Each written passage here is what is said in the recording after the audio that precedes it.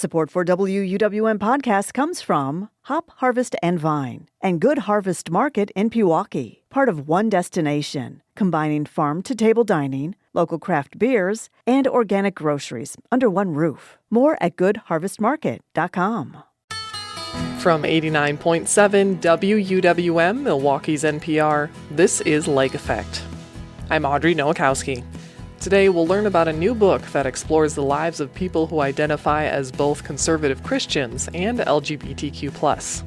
For people who are routinely diminished, to be able to feel your own worthiness and to feel joy in that is pride. That's what people were experiencing, that sense of like, wait a minute, I'm worthy of love and connection, period. Then we'll learn how UW-Milwaukee's Manfred Olson Planetarium is being transformed for its Creepy Cosmos program. We are taking you on a tour of this haunted manor. In each room, you find a particularly scary or creepy object or phenomena from outer space. Plus, Bubbler Talk takes us to a little-known downtown path that highlights water innovations. All that's coming up on Lake Effect. This is Lake Effect from 89.7 WUWM, Milwaukee's NPR. I'm Audrey Nowakowski. Thank you so much for joining us. Religion offers people of faith many things, including support and a sense of community. However, for LGBTQ+ people, their relationship with religion, specifically Christianity, can be difficult. Trying to live authentically within a system that may explicitly deny who they are can present challenges. This piqued the interest of Marquette University professors Dawn Moon and Teresa Tobin. They researched the lessons that we can learn from LGBTQ+ Protestant Christians in their book, Choosing Love. Moon and Tobin join me now to share more. You both worked on this book, Choosing Love, so can you start us off by introducing yourselves and sharing how you both came together to start this unique research back in 2014? So I'm a sociologist who has been studying religion and gender and sexuality since the 1990s. And I started this project when I first heard about the movement among evangelical LGBTQ plus people when my partner's cousin, who was evangelical, came out. And other people in his immediate family were trying to figure out how they should respond, and approached me and asked like what I thought was the proper Christian response to homosexuality, which I thought was a odd thing for him to be asking me at the time since I'm not religious. But he knew that I studied it, and we started swapping articles. And from him, I learned that these organizations had started up and that this movement was happening. And it just seemed like everything that I had been studying in my life up to that point had like come together. And then I had the opportunity to apply for a grant from the Templeton Religion Trust that required me to work with someone in the humanities. And I remembered that Teresa had done research on spiritual violence and seemed like a good partner for the project. Yeah, so Teresa, can you share a bit more about your background and the lens that you brought to this? Yeah, definitely. So I'm a moral philosopher. I work primarily in contemporary ethics and social philosophy from a feminist perspective. And I've always been interested in ethical questions that arise at the intersection of people's faith experiences and spirituality and gender and sexuality. And in 2010, I started to read testimony from survivors of the clergy sexual abuse crisis. And a lot of them were naming spiritual violence as a harm of that form of abuse that was not getting a lot of attention. So the idea of spiritual violence when your religion and your religious upbringing and authorities and rituals and practices are actually used to harm people spiritually and to erect barriers to their relationship with God. And I was so impacted by that term. And I just thought, I want to study that more.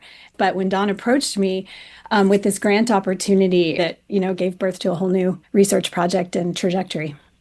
Yeah, and I want to lay out some basic definitions for the listeners related to our conversation and this book. And let's start with the phrase welcoming but not affirming. Can you explain what this means in regard to Christian communities? Yeah, I can try. So in some Christian spaces, people will say that they are welcoming of LGBTQ plus people, meaning those people are permitted to come to celebrate in the liturgy, to sometimes maybe even participate in ministry, lead the music ministry, be part of the community in that sense. But not affirming then means that the official position of the church is that we don't acknowledge or accept or affirm or celebrate that you are gay or lesbian or transgender. So we're not affirming or accepting your sexuality or your gender identity as something to acknowledge, recognize, and celebrate. So that's how I've understood that. With this book and the lens that you viewed it in, how do you both define or characterize conservative LGBTQ Christians? Because from an outside perspective, if someone's not practicing or not familiar, a lot of people could assume that this is a bit of an oxymoron, right? Yeah, I would say that they're conservative Christians in that they use conservative Christian techniques of interpreting the Bible. They tend to be part of conservative Christian culture. Conservative Christian music is the music that speaks to them. They may have, some conservative Christian denominations or independent churches basically teach people ways to channel the Holy Spirit or to have their own conversations with God. And that's formed them. That's who they are. And they're gay, bi, trans, queer. And so a lot of times, and we have encountered this even among other academics, where we say, we're talking about the LGBTQ conservative Christian movement. And people are just like, well, that can't exist. The only thing that defines whether you're conservative or not is your stance on gender and sexuality in that case. But that basically is not the foundation of their Christianity. The foundation of their Christianity is their relationship with Jesus. Right? And so the idea that your ideas or your understanding of gender and sexuality would erase all of that seems to give a lot of power to gender and sexuality, right? And a lot of power to these social constructions as opposed to people's relationship with the divine.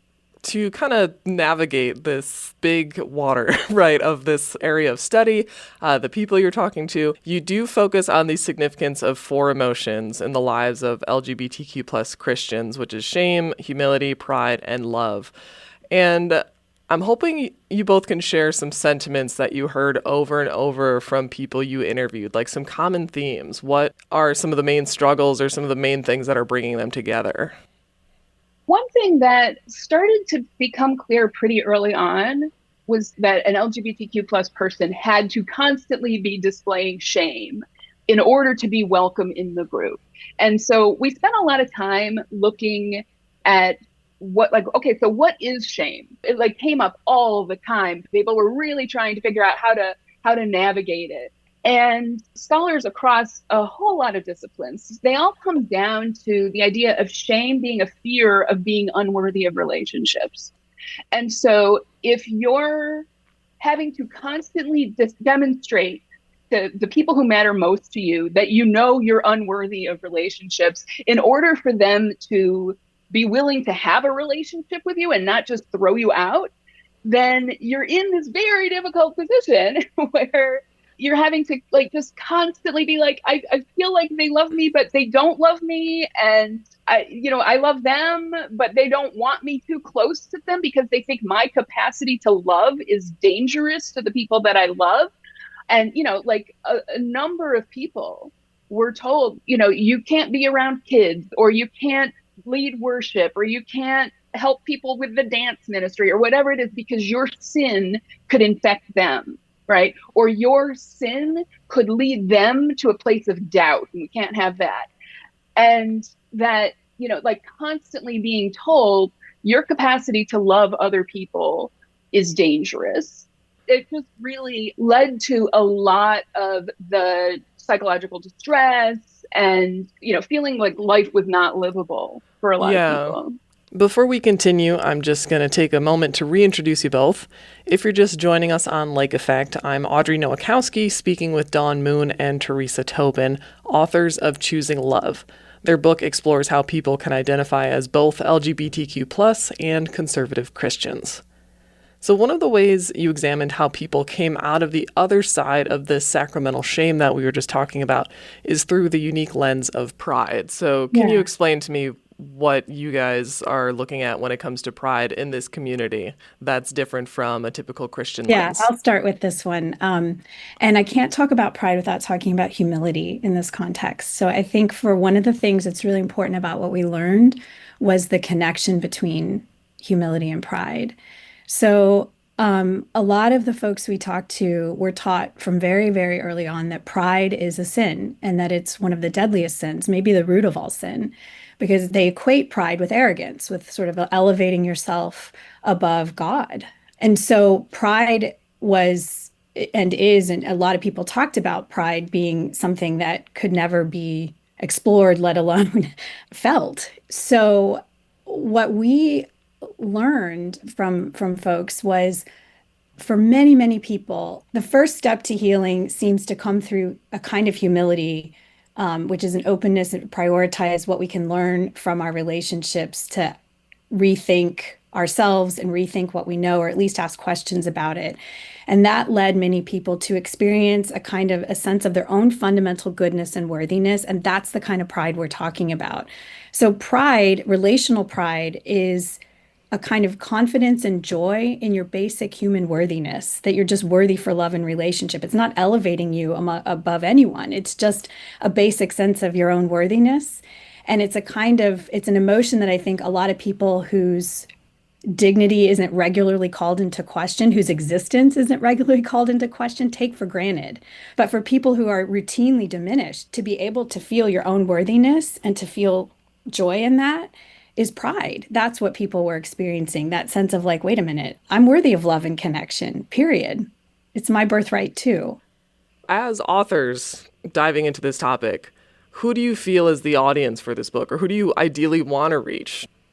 I mean, on the one hand, there's an audience of people who have been in this situation, right? Who have been, part of these movements, or who, like people who now characterize themselves as ex-evangelical, who feel like they're survivors of some of the more toxic practices that they've experienced in evangelical churches.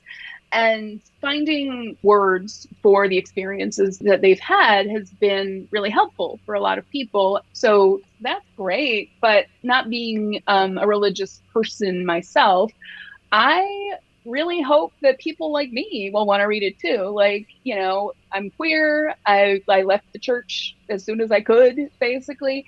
And what I learned from this movement is not just about like how to be a better Christian, right? It's about like the things that are really easy for me as an outsider to see as toxic dynamics are also toxic dynamics that exist within the left. And I hope that more than just the people that the book is specifically about will want to read it, because I think that they, this is a group of people who practice saying things really well, who think really deeply about big questions, and who, work to, put their ideas and their love into bringing other people along on the path.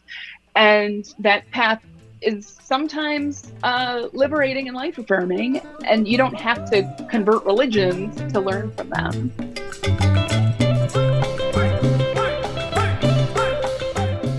Dawn Moon is the Director of Interdisciplinary Gender and Sexuality Studies at Marquette University. Teresa Tobin is an Associate Professor of Philosophy at Marquette, and together they are the co-authors of Choosing Love. They both spoke with me about their book back in June. Did you know you can listen to Like Effect as a podcast? Search for Like Effect wherever you get your podcast to download and listen to us on demand. In about 15 minutes, we'll explore how immigration has shaped the built environment here in Milwaukee. But first, a young Indigenous leader shares the lessons he's learned from Ojibwe culture. That's coming up on Lake Effect on 89.7 WUWM.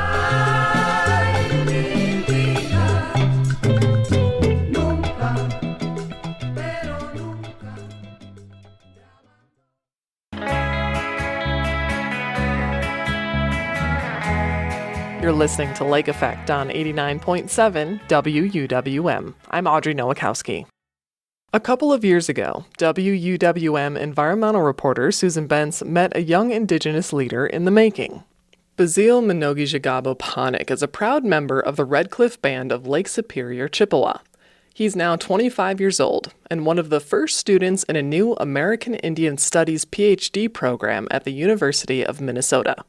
Susan caught up with Bazil to talk about his perspective on honoring his ancestors and advocating for Indigenous rights. He starts by sharing how his upbringing on the Red Cliff Reservation shaped his appreciation for the environment.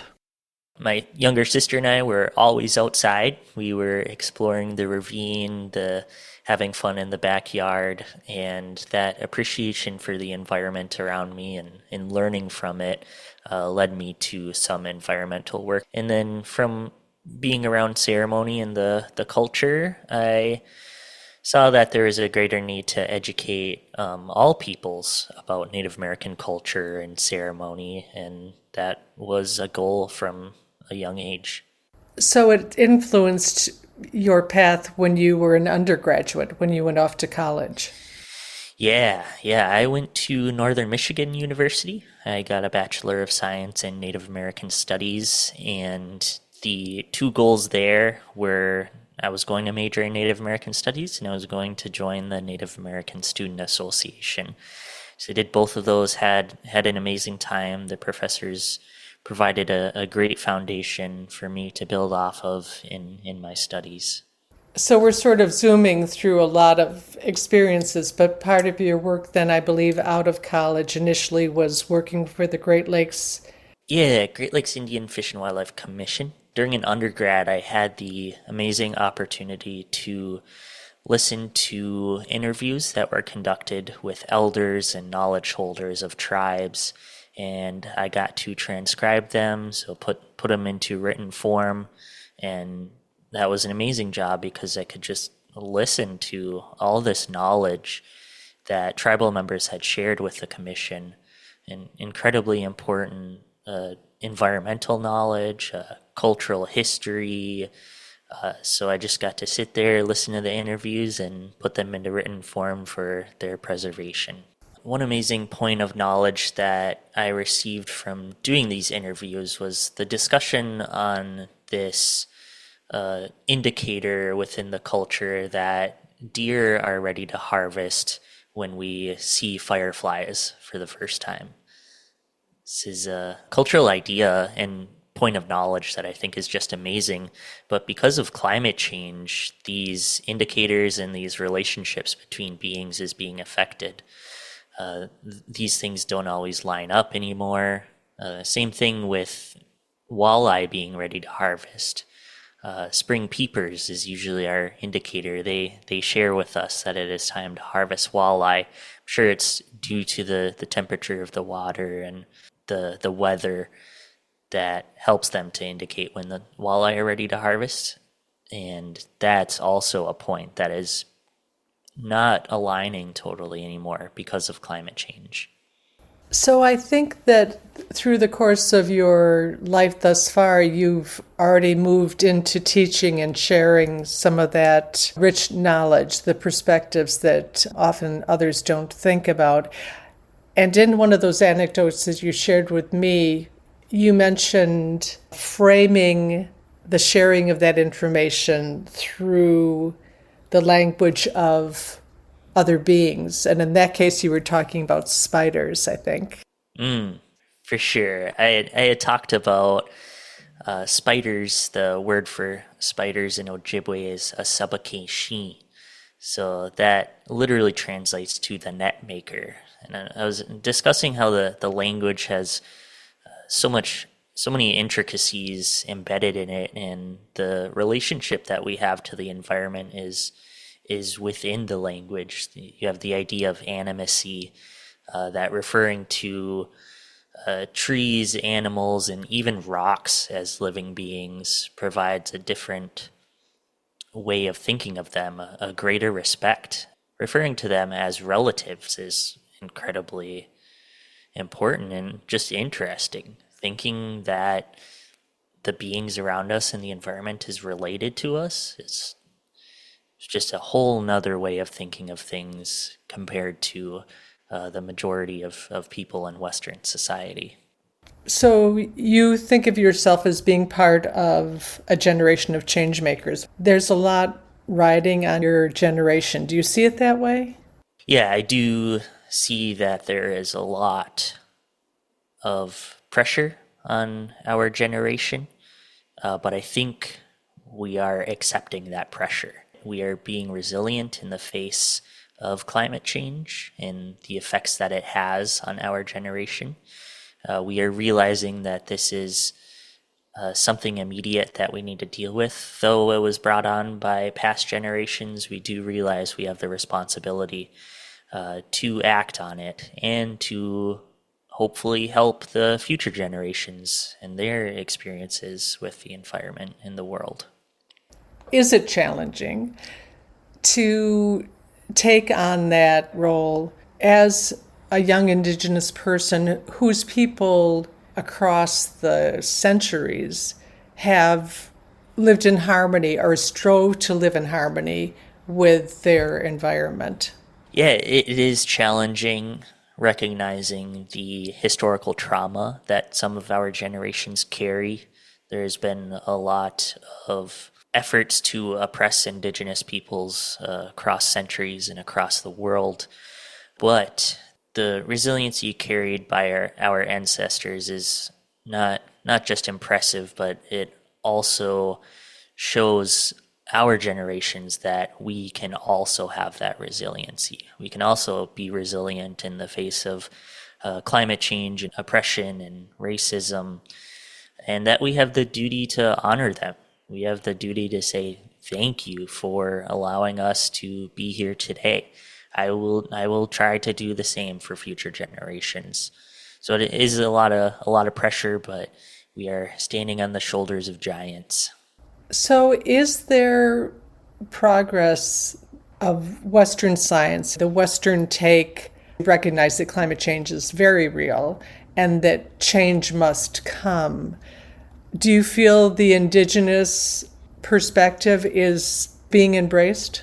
I do feel that Indigenous perspectives are being increasingly embraced within the natural resource world, the environmental world, especially when it comes to the research and the publications that are coming out that recognize that Indigenous knowledge needs to be a part of these conversations. People are integrating Indigenous knowledge into their research, stating that Indigenous peoples have known some of this for forever. We are basically just adding to their knowledge that they already have about the environment. We're not trying to prove what they've stated, which is a good thing, proving that, but it doesn't need proving. Indigenous peoples know this, and we should believe that. So let's take our listeners to your current chapter. So now you're in the Twin Cities. Yeah. Talk about your early days of studies and what you're focusing on. I am living in Minneapolis, and I am studying at the University of Minnesota Twin Cities. I'm working towards a master's in natural resources science and management, as well as a PhD in American Indian and Indigenous studies. It's about my 4th or 5th week of classes, and it's interesting to get back into this mode of being a student, but the experience has been incredible. I'm really engaged in some deep thinking about critical Indigenous studies, about the environment and Indigenous people's relationship to it. I am specifically on a tribal natural resources track under the Natural Resource Sciences and Management degree. So some of these courses are complementary. One example is I'm in a traditional ecological knowledge and natural resources management class, and that is under my natural resources program. But I'm also in critical Indigenous studies under the American Indian Studies program. So these blend well. The books we're reading in each class end up complementing each other, and it's just really interesting and exciting to be in both the science world and the Indigenous studies world. This is the first cohort of the program, right? Yes, this is the first semester that the American Indian Studies PhD program has been offered at the University of Minnesota, and it is amazing to be a part of it.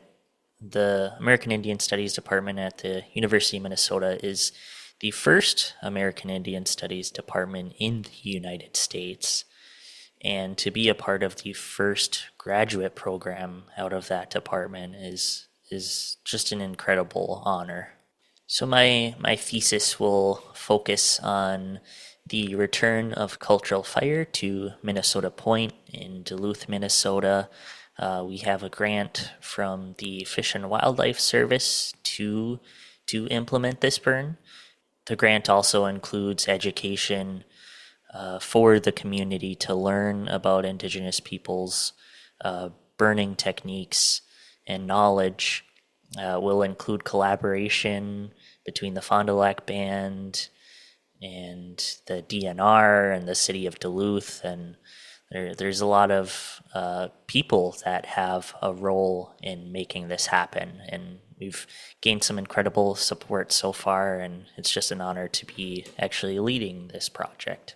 So, Basile, can we close by your sharing the name that you were given as a young boy and how you carry it or how it resonates in your life at this moment?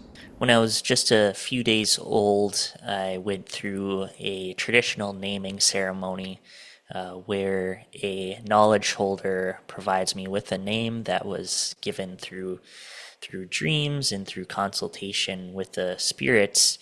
That name that was given to me is Minogijagabo. That translates to standing in the good sky, and that is the name that the spirits recognize me as, and sometimes Indigenous communities. I carry this name with great honor.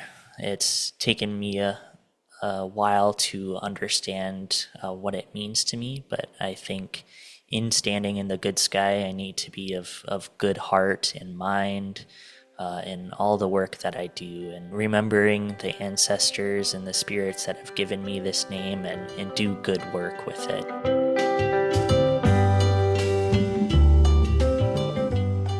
That was Basile Minogijagabo Panik, a member of the Red Cliff Band of Lake Superior, Ojibwe, and a PhD student at the University of Minnesota. He spoke with WUWM environmental reporter Susan Bentz.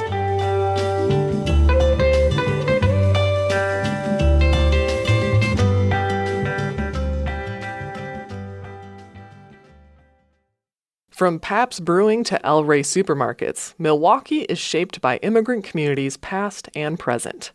We're going to take a quick trip through Milwaukee and learn how that history shows up in some of our city's most beloved businesses, festivals, and architecture.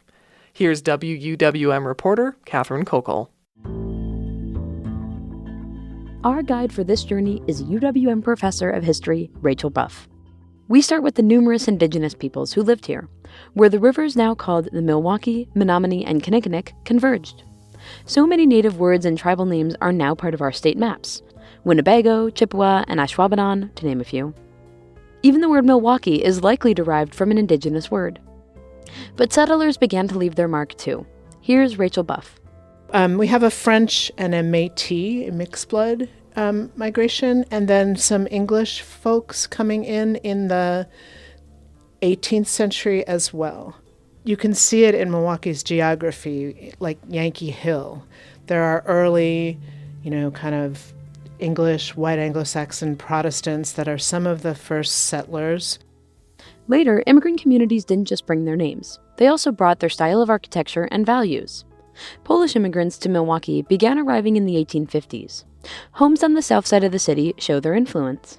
The Polish flat, of course, are unique Milwaukee architecture where, a family Poles were very oriented culturally towards owning a piece of land, owning a house. So families would pool their resources and lift a small house up and put another floor on it so they would have more space and would be able to save money. That is a unique Milwaukee form of architecture that you can see on the south side. And it comes out of immigrant drive and ambition. And that was received as maybe they're not like us. Maybe they like living in basements. That was the vibe in the early 20th century when immigration restriction was the rage. Milwaukee also experienced a massive amount of German immigration from the 1840s through the 1890s.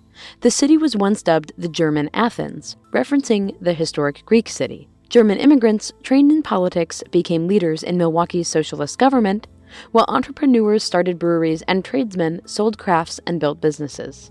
The kind of ending of the German Athens, of course, we still see in the architecture of our city with Turner Hall, with Pabst, everything, with the big breweries. We still see the influence of Germans, but because of the repression against Germans, under actually the Alien Enemies Act, and the suspicion of them, that really is sort of the end of that height of German Milwaukee.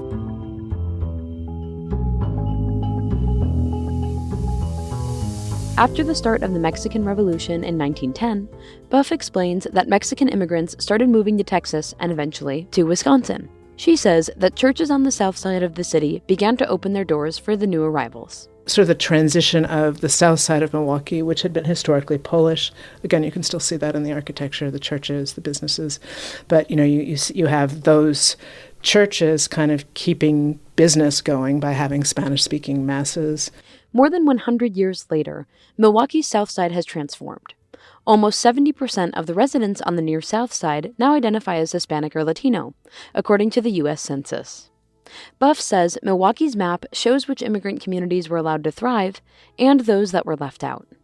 For example, she says one reason we don't have a Chinatown, similar to Chicago or New York, is because of extreme racism and xenophobia toward Chinese immigrants in the late 1800s. In 1889, Milwaukeeans even staged protests that ended in riots against Chinese laundrymen. In the end, all the groups that came to Milwaukee have made it special. You can look at your map of Milwaukee, your imaginative map of Milwaukee, and you can see the presence in language, in words, in businesses. You can still go to Mader's. There's Mexican restaurants. It's very different for me as somebody who comes from the East Coast where, you have Rockefeller Center and Lincoln Center. You have the Yankee names on all, here the names on our high culture places are German, right? So it's written into our landscape and it's our inheritance. It's why we have the segregation that we have. It's why we have the ongoing problems that we have that is structured in. So it's important for us to understand this, I think, both because it's our heritage, it's what's fun about ethnic festivals, it's what makes Milwaukee diverse and exciting and vital, and it's also the contested territory we still struggle with.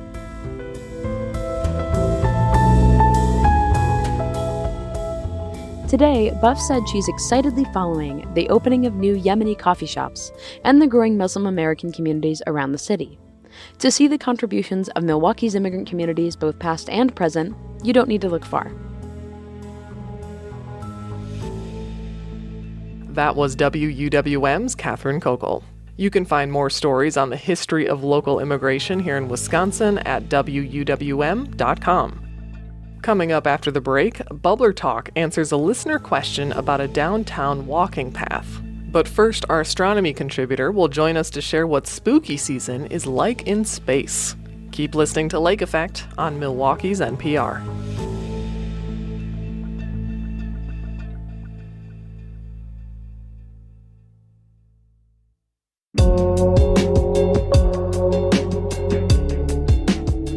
This is Lake Effect on Milwaukee's NPR. I'm Audrey Nowakowski.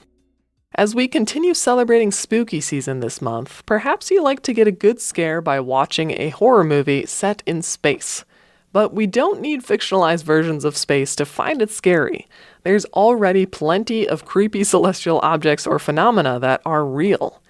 To introduce us to some of these spooktacular objects, UWM's Manfred Olson Planetarium is inviting the public on an adventure through the darkest parts of space in its Creepy Cosmos program. To learn more, I'm joined by Jean Creighton, director of the Planetarium and Lake Effect's regular astronomy contributor, as well as Jack Koshkin, a student presenter. Jack begins by sharing how they're transforming the planetarium for the season.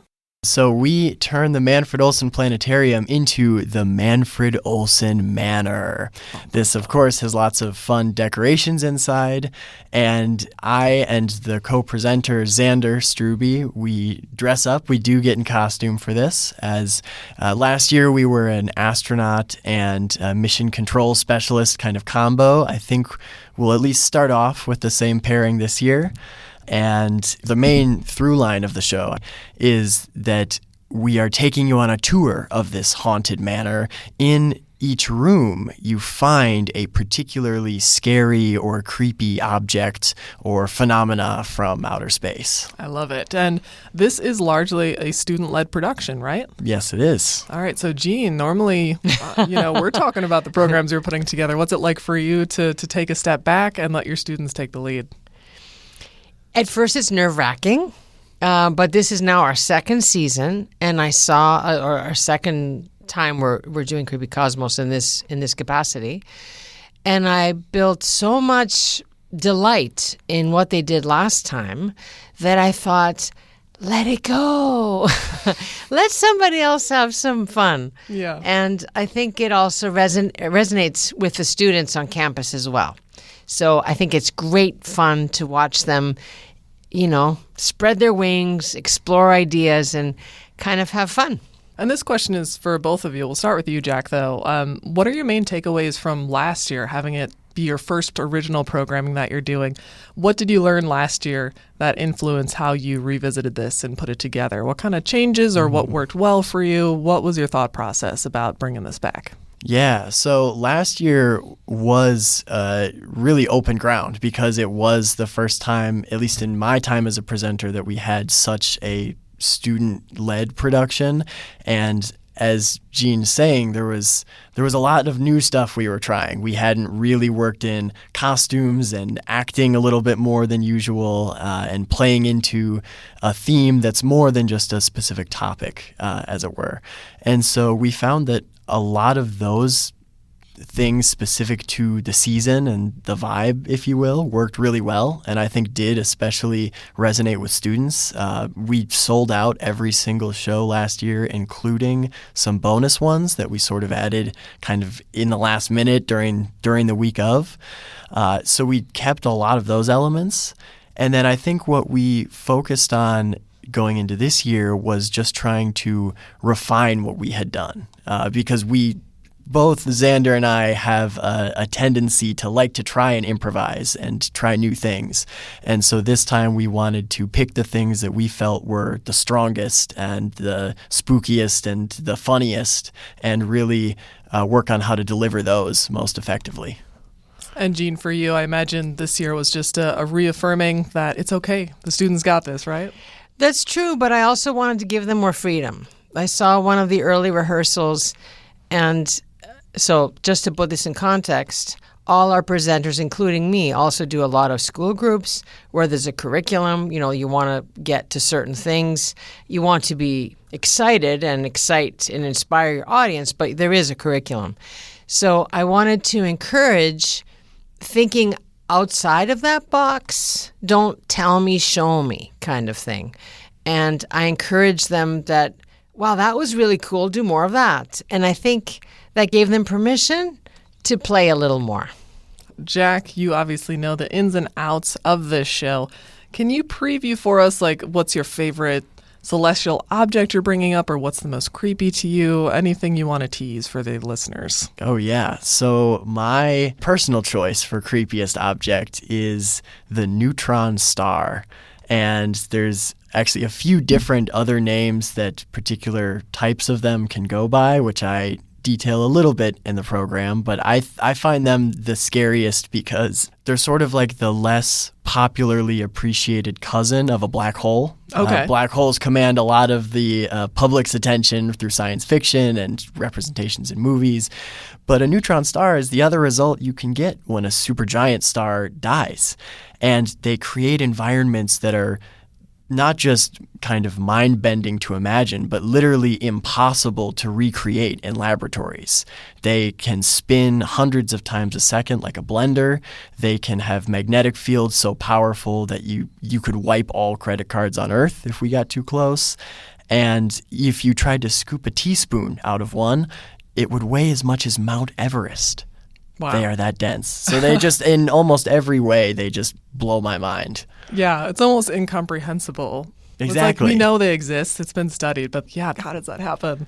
And I understand there's a new ending featuring a famous alien incident. Yes, there is. Yeah, and in fact, this connects nicely to what Jean was saying about leaning into kind of the play, is that the co-presenter, Xander, wanted to give some mention to the War of the Worlds incident. So we dive into that a little bit for the audience, and then we connect that to how we're actually searching for evidence of alien life, both inside and outside the solar system.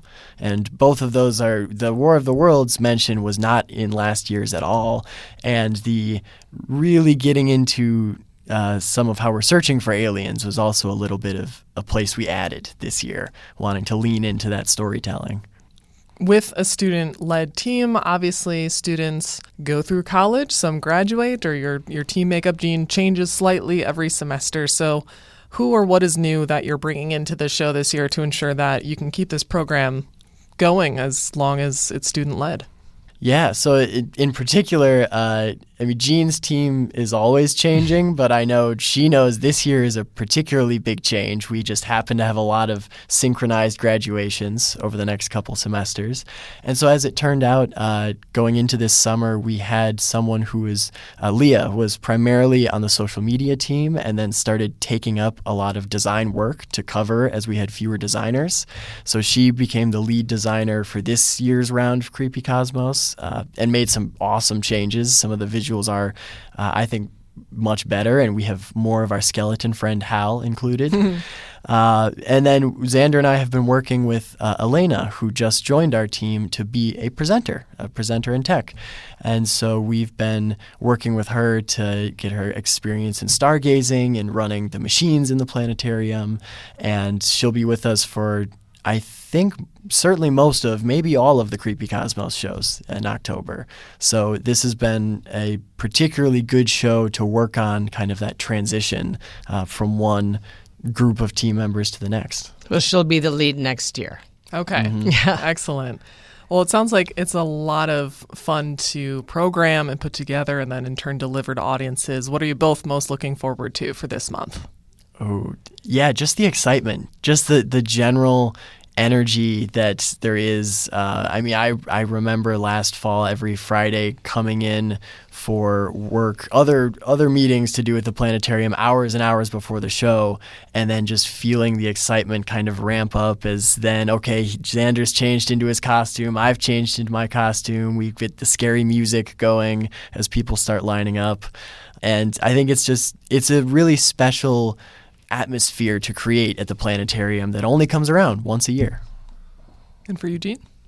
So I consider this to be my gift to my students, that this is something they'll remember forever. And, what a wonderful memory to have. So that fills me with joy because I've benefited from other people giving me chances like this to present in front of a large crowd. I know how exciting it can be for those of us who like public speaking. So I'm thrilled for them. Excellent. Well, Creepy Cosmos is running this month. Listeners can find more information at WUWM.com. And for today, Jean and Jack, thank you both so much for coming in. Thank you. Thank you so much.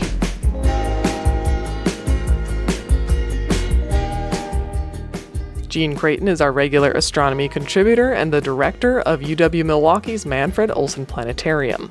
Jack Koshkin is a student presenter, and their event Creepy Cosmos takes place every Friday this month, starting on October 10th.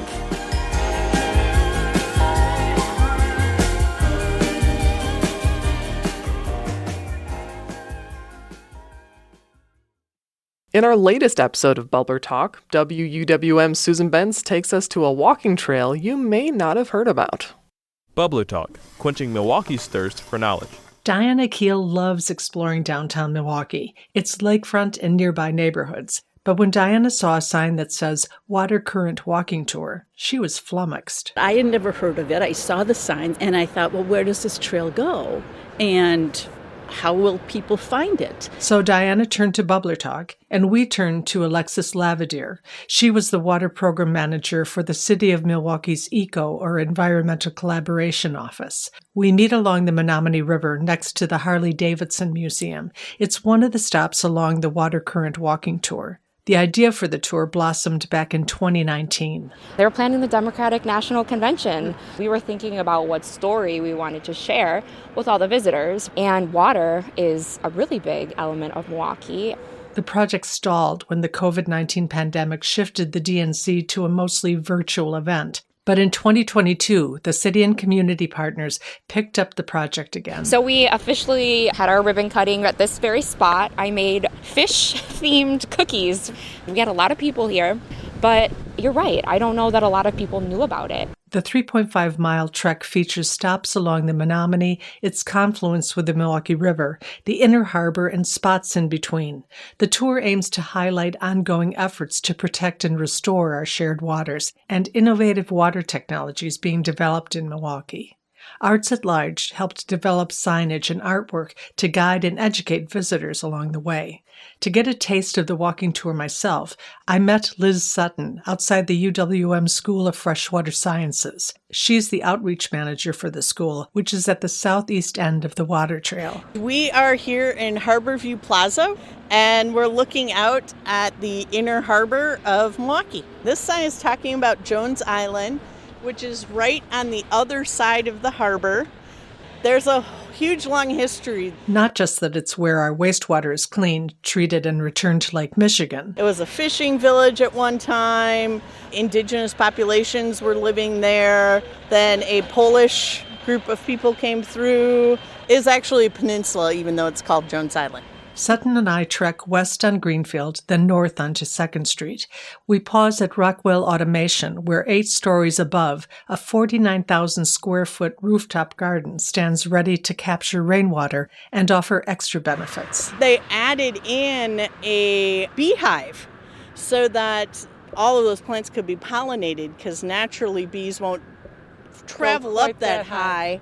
Until once they're there, then they'll come down and do all the things they want to do. So there's a beehive up there with a beekeeper, and they produce a honey that they sell, I believe, at some farmers markets. Going west onto Walker Street, we find a half-acre gem called Paleofito Park. A sign tells of a huge underground cistern that is basically underneath the raised beds here and the performance platform.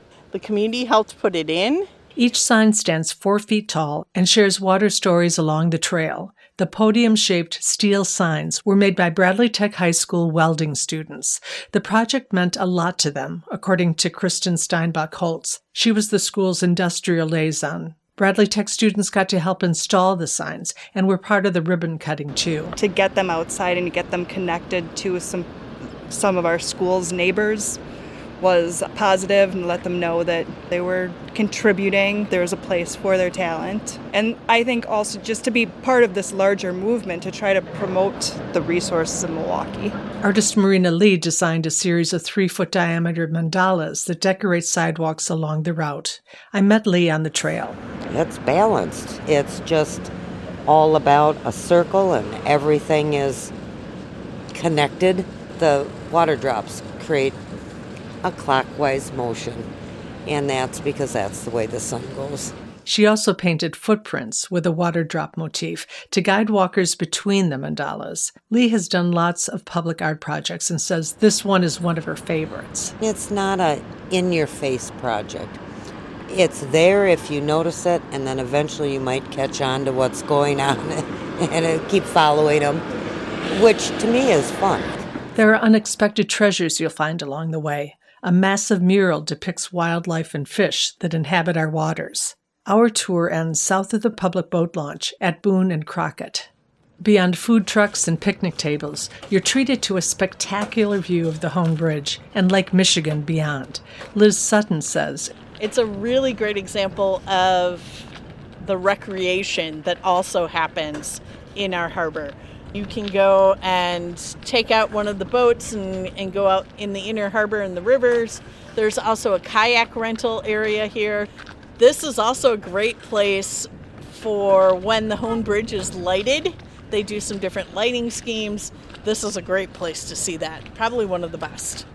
It's one of the many views of the water and the city you'll find on the Water Current Walking Tour. You can find the official map of the route at city.milwaukee.gov/WCC. Support for Bubbler Talk comes from Palermo's Pizza and Educators Credit Union. What have you always wanted to know about the Milwaukee area? Visit wuwm.com/bubblertalk to submit your question.